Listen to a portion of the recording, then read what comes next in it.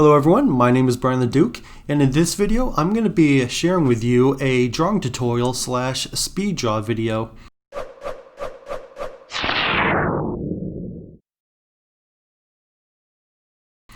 Now, something that a common mistake that a lot of artists make is that when they get into character drawing, they go right into the final details, whereas and that's a mistake I made as well.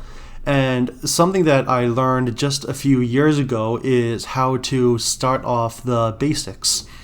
Because we need to understand the way the human anatomy works, and we need to learn about regular figure drawing. Whereas for my particular style, stick figure drawing doesn't always work for me. So when I first started with my approach, I was trying to find the style that works. I was trying to find the style that works for me the best.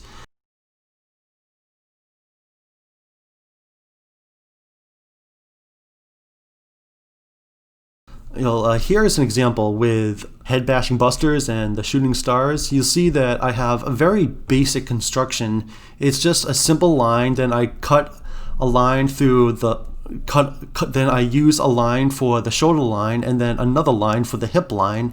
I add shapes and I connect.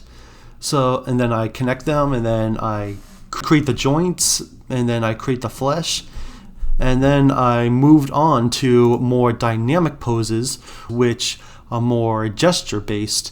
So, for example, there's a term called foreshortening. So looking at my arm like this is not the same as looking at it like this. When the hand or an object comes at you, that is called foreshortening.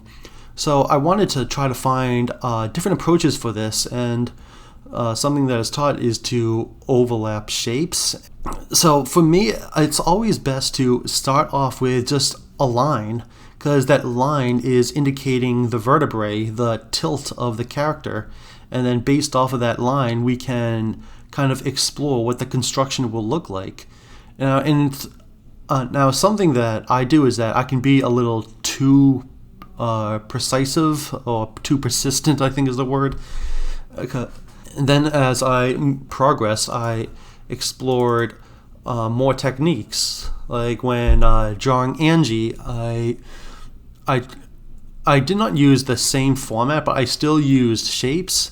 Same with Felicia, it's still similar, and Malapax, Tony used a different style. Now, something that I did more recently is that I applied something similar, but it's a little different.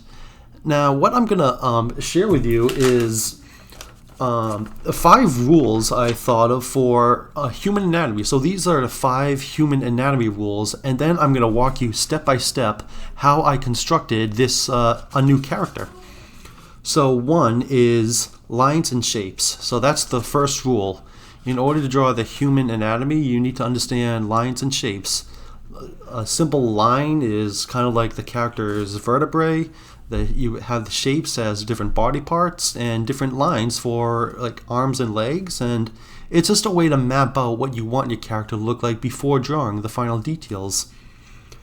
2 is skeletal consistency. So if I was going to make a joke, but I don't think I'm going to draw out the joke. So imagine someone waving to you, and someone waves with like the arm curved rather than as joints. It's like, hi son, I broke my arm, son. So yeah, step 3 is proportion.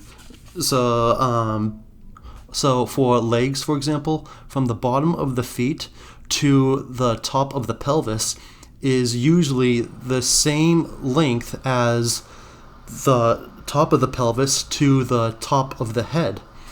So that's a rule to remember. Now, something that I do is that I do make the legs look a little longer, because in the cartoon world, it's okay to exaggerate. 4 is form and tilt. So when I was drawing the character Allie, rather than just have a regular standing position, because no one when people stand, they're not completely still. They're always slouching a little bit. So that's what I did with Allie, is that I had her tilt a little more just to show more interest in drawing. And 5 is overlapping. It's important to overlap your shapes. Easier to know what shape is in front and what is not. So in a drawing of a dog, for example, you can tell the nose is in front, and it's because of these lines right here. Whereas if I were to remove these lines, and then if I were to just leave them as it is, the drawing does not look as interesting. And if I put the lines here, now it looks like the nose is behind the cheeks. So with that squared away, I'm gonna launch Clip Studio Paint, and I'm gonna show you step by step how I went about this. Okay, now I'm not gonna show you step by step how it was that I drew the overall character. I'm only gonna show you how it is that I drew the anatomy. So I'm gonna open this group that says step process, and I'm gonna go all the way down to the beginning. So this is the first thing I did. And I have it all the way to the side because I'm gonna draw more poses over here.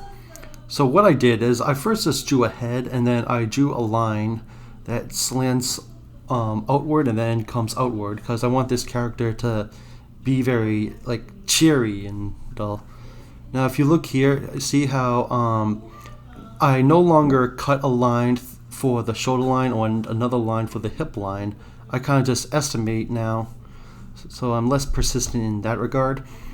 So right here is the neck, and then down here will be the torso, and then around here will be the pelvis, and then the legs are going to come down here, and the feet are going to be around here. So this line is not the complete distance of the body. So then since I said the body's going to be starting right here, that's where I started. So I did this. I just drew a little curved line, and then rather than just have lines go straight down, I want to have it more anatomy based. So I had it kind of like a curve down.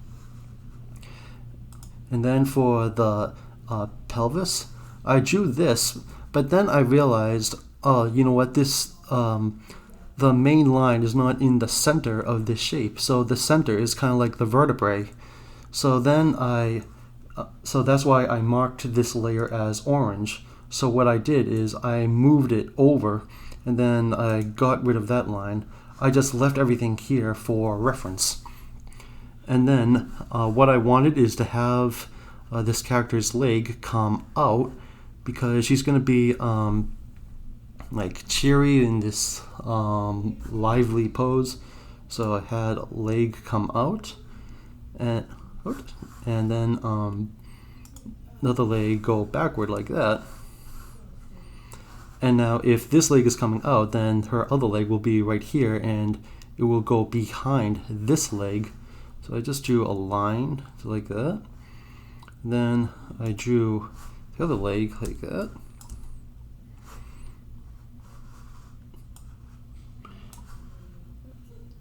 And now this line. And so rather than just drawing the arm, I did another stick. I did another like a stick figure. So this is how I want one arm to come up. So what I did next is I did this, because the arm doesn't just stretch out. There's also the shoulder. There has to be a little shoulder muscle. But something that I realized is that this part does not make sense. So when the shoulder tilts up, the armpit region tilts up as well. So then I did this and got rid of that. But then I realized another mistake I made. This line is not in the center of these two lines. So then I did that. Oh, wait. Oh, no, that wasn't the mistake. The mistake was that the shoulder comes out, but there isn't really an extra joint in this region for the arm to move up. So that's why I did this. So the arm has to be tilting in the same direction as the arm. And then, and so it's okay if it's off from the little line, because the way the skeletal structure of the arm, where it meets, would not actually make sense. It would have to meet like right here. And then the next step, I had to make a little neck muscle. So if the shoulder is tilting up, then if you tilt your arm up, you'll feel a little neck muscle like right in that region. And I also noticed that if the arm is raising high, then the shoulder would be closer to the neck. All right, now I did this, and see how I made the arm go outward, and it looks like that when I continue the line I would have to continue from here, but no, remember the overlapping rule? That's also what I did here. I forgot to mention. So when I made the pelvis, I did not just start from here, I started from behind. So by doing that, you can tell that the chest is in front and the pelvis is behind. Well, it's the same that I'm going to do with the arm. Now I'm going to make the next region. See that this part of the arm is behind this part of the arm. And now I realized how the way I made this, the elbow would not be right here. So I drew a red line to indicate that this is where the elbow needs to be. And then I did this. And now for the hand, I feel like I'm improving with hands because hands have been a difficulty for me for a while. So I did that to show that this is the thumb, this is the palm, and this is the palm, and the palm and is you have to like do the palm and fingers separately. Like start off with the palm and then do the fingers. It's a matter of breaking down body parts into simple shapes, and then just did a finger, and now the other fingers, like this is the pointer finger, and the other is going to be folding down. Now you can't see all of the fingers because the pinky is hiding behind the hand, behind the view. Forget what that line is. Let me zoom out. Okay, yeah, starting to make the next arm, and now I'm going to do the shoulder again. Now, arm.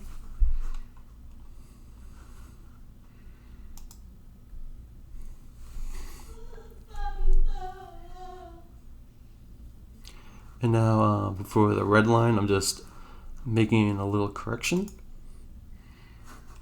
Because you see right here, the arm does get too short compared to over here, so I had to have this red line indicate that there has to be a little more thickness to the arm.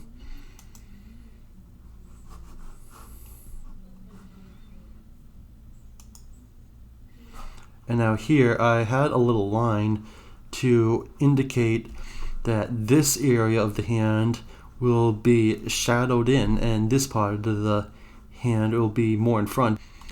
Now it's a very common struggle knowing where to have the thumb and where to have the pinky depending on the position of the hand.